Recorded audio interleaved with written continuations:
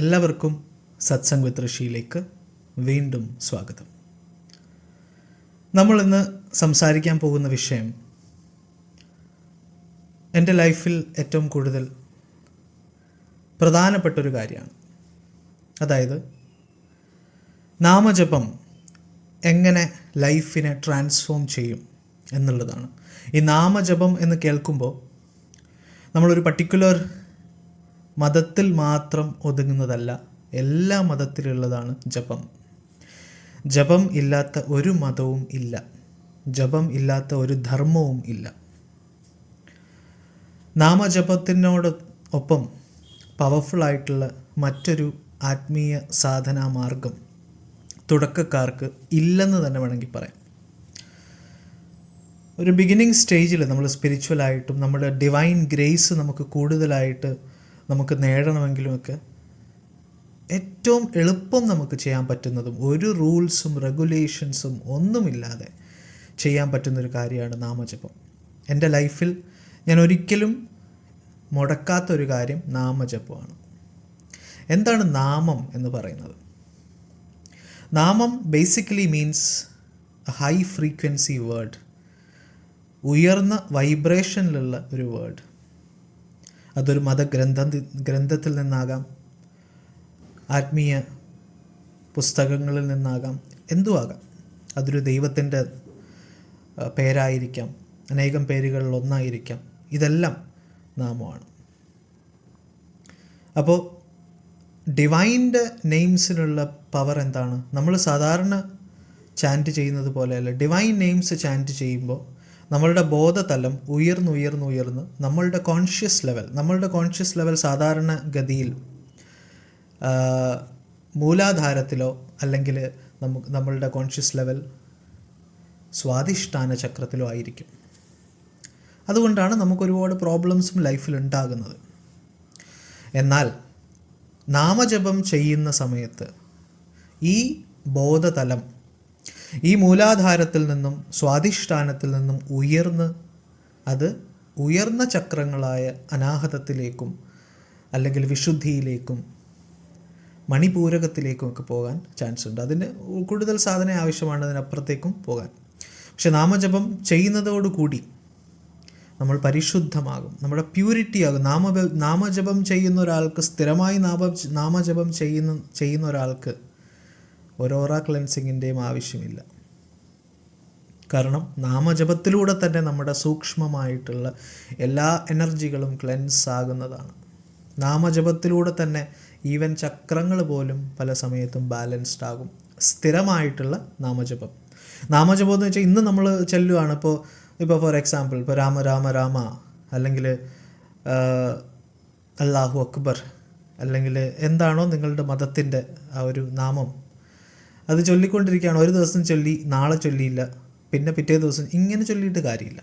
നാമജപം ഒരു സാധനയാണ്. അത് നിരന്തരം ഒരേ സമയം ചൊല്ലേണ്ടതാണ്. അതിനൊരു റിസൾട്ട് വരാൻ, നിങ്ങൾക്കൊരു വ്യക്തമായിട്ടുള്ളൊരു മാറ്റം നിങ്ങൾക്ക് അറിയണമെങ്കിൽ 3 മാസം നിങ്ങൾ അടുപ്പിച്ച് ചൊല്ലി നോക്കും. ഒരു അരമണിക്കൂർ 3 മാസം എല്ലാ ദിവസവും നിങ്ങൾ ഏതെങ്കിലും ഒരു നാമം ചൊല്ലി നോക്കൂ. നിങ്ങൾക്കതിൻ്റെ മാറ്റം അറിയാൻ സാധിക്കും എന്നുള്ളതിൽ യാതൊരു സംശയവുമില്ല. വിശ്വാസത്തോടു കൂടി, പരീക്ഷിക്കാതെ വിശ്വാസത്തോടു കൂടി നിങ്ങൾ ചൊല്ലി നോക്കൂ. നിങ്ങളുടെ ലൈഫ്, നിങ്ങളുടെ ചിന്താഗതി, നിങ്ങളുടെ സിറ്റുവേഷൻസ്, നിങ്ങളുടെ സാമ്പത്തികം, നിങ്ങളുടെ ആത്മീയം, എല്ലാത്തിലും ഒരു പോസിറ്റീവായിട്ടുള്ള മാറ്റം ഉണ്ടായിരിക്കും. ഇതിൽ സംശയമില്ല. അരമണിക്കൂർ വെച്ച് 3 മാസം ചൊല്ലുക. എല്ലാ ദിവസവും ഒരേ സമയത്ത് ചൊല്ലാൻ ശ്രമിക്കാം. ഇങ്ങനെ ചൊല്ലുന്ന ഒരാളെ മനനാത്രായത്തെ ഇതി മന്ത്ര എന്നാണ്. മനനം ചെയ്യുന്ന ആളെ രക്ഷിക്കുന്നതാണ് മന്ത്രം, നാമം. അപ്പോൾ എല്ലാ നാമങ്ങളും നമുക്ക് ജപത്തിന് അനുയോജ്യമായിട്ടുള്ളതല്ല. നമുക്ക് ജപിക്കാം എന്ന് പറഞ്ഞിട്ടുള്ള നാമങ്ങളുണ്ട്. ഇപ്പോൾ ഈശ്വരനാമം ജപിക്കാവുന്നതാണ്. പക്ഷേ ഇപ്പോൾ പല മതങ്ങളിലും, ഇപ്പോൾ ഹിന്ദു മതങ്ങളിൽ അഹം ബ്രഹ്മാസ്മി, അതൊരു മന്ത്രമാണ്. പക്ഷേ ആ മന്ത്രം എവിടെ നിന്നാണ്? അത് റിയലൈസേഷൻ, നമ്മൾ ഉള്ളിൽ നിന്ന് ഉദിക്കേണ്ട മന്ത്രമാണ്. അത് ചാൻറ്റ് ചെയ്തിട്ട് വലിയ പ്രയോജനമൊന്നുമില്ല. പക്ഷേ ഓം നമ ശിവായ, ഓം നമോ നാരായണായ, ഇതെന്താണ്? നമുക്ക് ജപിക്കാവുന്നതാണ്. ആ ജപം കൊണ്ട് ആ ഒരു വൈബ്രേഷൻ ഉയരും. അതേസമയം ഇസ്ലാമിക് ഇതിൽ പോവുകയാണെങ്കിൽ നാമജപത്തിന് ദിക്കർ അല്ലെങ്കിൽ സിക്കർ എന്നാണ് പറയുന്നത്. അപ്പോൾ ദിക്കർ ചൊല്ലുമ്പോൾ എന്ത് സംഭവിക്കും? ദിക്കർ ചൊല്ലുമ്പോൾ നമ്മളുടെ ലത്തായിഫുകൾ ഉണരും. ലത്തായിഫ് എന്ന് പറഞ്ഞാൽ ഇസ്ലാമിൻ്റെ ഇസ്ലാമിക് സൂഫിസത്തിൽ ചക്രാസിനെ പറയുന്ന പേരാണ് ലത്തായിഫ്. നമ്മുടെ യോഗയിലുള്ളതുപോലെ തന്നെ സൂഫിസത്തിലും ചക്രങ്ങളുണ്ട്. റൂഹ്, കൽബ് എന്നൊക്കെ പറഞ്ഞ ചക്രങ്ങളുണ്ട്. അപ്പോൾ ഈ ചക്രങ്ങൾ ആക്ടിവേറ്റ് ആകും, നെഞ്ച് തുറക്കും, ഹൃദയം തുറക്കും.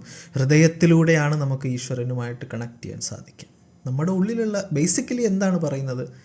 നമ്മുടെ ഉള്ളിലുള്ള എല്ലാ ബ്ലോക്കുകളും ഇല്ലാതെയാക്കാൻ നാമജപം സഹായിക്കും. എല്ലാത്തിലും ഉണ്ട് ഇത്. നാമജപം നിരന്തരം ഇത് കേൾക്കുന്നവർ തന്നെ കുറേ പേര് ചെയ്യുന്നവരുണ്ടായിരിക്കാം. അവർക്കൊക്കെ ഞാൻ ഈ പറയുന്നത് മനസ്സിലാകും. കാരണം നാമജപത്തിൻ്റെ ശക്തി എന്ന് പറയുന്നത് അപാരമാണ്. അത് നമ്മൾ വേറൊന്നും ചെയ്യുന്നത് പോലെ അല്ല. നാമജപം നമുക്ക് നമ്മളെ അഡ്വാൻസ്ഡ് ആത്മീയ സാധനങ്ങളിലേക്ക് നയിക്കും. അതിന് വളരെ ഹെൽപ്ഫുള്ളാവും. നാമജപം കൊണ്ട് ഒരുപാട് മാറ്റങ്ങൾ നമ്മളുടെ ലൈഫിൽ ഉണ്ടാകുന്നതാണ്. ഏത് സമയം നാമജപം ചെയ്യാന്നുള്ളത് നിങ്ങളുടെ തിരഞ്ഞെടുപ്പാണ്. എവിടെ ഇരുന്ന് നാമജപം ചെയ്യാം. നമ്മൾ ഒരു സ്ഥലത്ത് ഞാനിപ്പോൾ പറഞ്ഞില്ലേ, ഇപ്പോൾ ഒരു സമയത്തിരുന്ന് ചെയ്യണം. ആ സമയത്ത് മാത്രമല്ല, നമ്മൾ വെറുതെ ഇരിക്കുമ്പോഴും യാത്ര ചെയ്യുമ്പോഴും എല്ലാം ഇത് നിരന്തരം ചൊല്ലിക്കൊണ്ടിരിക്കുക എന്നുള്ളതാണ്. അങ്ങനെ ചൊല്ലിക്കൊണ്ടിരിക്കുമ്പോൾ എന്ത് സംഭവിക്കും? നമ്മുടെ ഉള്ളിൽ ഇത് അജപമായിട്ട്, അതായത് നമ്മുടെ ഉള്ളിൽ നമ്മൾ പോലും അറിയാതെ ഈ ജപം നടക്കും. അത് നമ്മുടെ കംപ്ലീറ്റ് പ്രൊട്ടക്ഷനാണ് നാമജപം. എല്ലാത്തിൽ നിന്നുമുള്ള പ്രൊട്ടക്ഷനാണ്. യജ്ഞങ്ങളിൽ ഞാൻ ജപയജ്ഞമാണ് ഗീതയിൽ കൃഷ്ണൻ പറയുന്നതാണ്. ഇത്രയും യജ്ഞങ്ങളുണ്ടായിട്ടും കൃഷ്ണൻ തിരഞ്ഞെടുത്തത് ജപയത്. കാരണം അത്രയും ഇമ്പോർട്ടൻ്റ് ആണ് ജപം. ഭാഗവതത്തിൽ എന്താണ് കലിയുഗത്തിലെ സാധന എന്ന് പറയുന്നത്? കലിയുഗത്തിൽ ഏറ്റവും വലിയ സാധന എന്ന് പറയുന്നത് നാമജപമാണ്. കാരണം അത്രയും ഇമ്പോർട്ടൻ്റ് ആണ് നാമജപം എന്ന് പറഞ്ഞു കഴിഞ്ഞാൽ. ഇപ്പോൾ ഈ നാമം ജപിക്കുന്ന ആർക്ക് വേണ്ടിയാണ്? നമ്മളിപ്പോൾ ഈ നാമം ജപിച്ച് അങ്ങനെ ഒരു നമ്മുടെ നാമത്തിൽ പ്രൈസിൽ ഫ്ലാറ്റായി പോകുന്ന ദൈവമാണോ? അല്ല. ഈ നാമജപം ആർക്ക് വേണ്ടിയാണ്? നമുക്ക് വേണ്ടിയാണ്. നാമജപം ജപിക്കുമ്പോൾ നമ്മളുടെ ഉള്ളിലെ ബ്ലോക്കുകൾ മാറുകയും നമുക്കപ്പോൾ ഈശ്വരൻ്റെ ഗ്രേസ് തിരിച്ചറിയാനുള്ള കഴിവുണ്ടാവുകയും ചെയ്യുന്നു. അതാണ് നാമജപം. ഒരുപാട് നാമജപങ്ങളുണ്ട്. നിങ്ങളുടെ മതത്തിൽ എന്താണോ പറഞ്ഞിട്ടുള്ളത് അത് നിങ്ങൾക്ക് ഫോളോ ചെയ്യാം. എന്ത് നാമമാണെങ്കിലും തുടർച്ചയായി നിങ്ങൾ ജപിക്കുകയാണെങ്കിൽ, ഇപ്പോൾ ഖുറാനിലാണെങ്കിൽ 99 നാമങ്ങൾ പറഞ്ഞിട്ടുണ്ട് അല്ലേ? 99 നെയിംസ് ഓഫ് അല്ലേ ഗോഡ്. അതിനകത്ത് 81 എണ്ണം ഖുറാൻ എന്നും 18 എണ്ണം ഹദീസ് എന്നുമാണ്. വിഷ്ണു സഹസ്ര പല നാമങ്ങളുണ്ട് അല്ലേ? അഷ്ടോത്തരങ്ങളുണ്ട്. അതും ഒരു നാമമാണ്. അതേപോലെ പല എന്താ പറയുക, ഹൈന്ദവ നാമങ്ങളുണ്ട്. നാമജപത്തിൻ്റെ പ്രാധാന്യത്തെക്കുറിച്ചിട്ടുള്ള വലിയ ഗ്രന്ഥമാണ് നാരദ ഭക്തി സൂത്രം. നാരദ ഭക്തി സൂത്രം വളരെ നല്ല ഒരു ഗ്രന്ഥമാണ്. നിങ്ങൾക്ക് വായിക്കാൻ പറ്റിയ ഗ്രന്ഥമാണ്. ദിക്റിൻ്റെ പ്രാധാന്യത്തെക്കുറിച്ച് അനേകം സൂഫി ടെക്സ്റ്റിൽ പറയുന്നുണ്ട്. അതേപോലെ എല്ലാത്തിലും ഉണ്ട് നാമം ചൊല്ലുമ്പോൾ നമ്മളുടെ ഉള്ളിലുള്ള ദുഷിച്ചതെല്ലാം അകലുന്നു, നമ്മളെ പവിത്രമാക്കുന്നു, നമ്മളിൽ ചൈതന്യം കൊണ്ടുവരുന്നു. ആരുടെ ചൈതന്യം? ഈശ്വരീയ ചൈതന്യം നമ്മളിൽ നിറയ്ക്കുന്നു. അപ്പോൾ നിങ്ങളെല്ലാവരും നാമജപം ചെയ്യുക. മറ്റൊന്നും ചെയ്തില്ലെങ്കിലും നിങ്ങൾ നാമജപം ചെയ്യാൻ ശ്രമിക്കുക. കാരണം നാമജപത്തിൻ്റെ ശക്തി എന്ന് പറയുന്നത് അപാരമാണ്. പേഴ്സണലി ഞാൻ എക്സ്പീരിയൻസ് ചെയ്തിട്ടുള്ളതാണ്. ഒരുപാട് പേർക്ക് എൻ്റെ കൺമുന്നിൽ തന്നെ അവരുടെ മാറ്റം കണ്ടിട്ടുള്ളതാണ് നാമജപം. നിങ്ങൾക്ക് ധൈര്യമായിട്ട് ചൊല്ലാവുന്നതാണ്. നിങ്ങൾക്ക് ഏത് രീതിയിൽ ചൊല്ലും? ചില ആൾക്കാർക്ക് ഒരു സംശയമുണ്ട്, ഉറക്കെ ചൊല്ലണോ മനസ്സിൽ ചൊല്ലണോ? നാമജപത്തിന് 3 രീതികളുണ്ട്. ഒന്ന് വാചിക ജപം, അതായത് ഉറക്കെ പറയുന്നത്.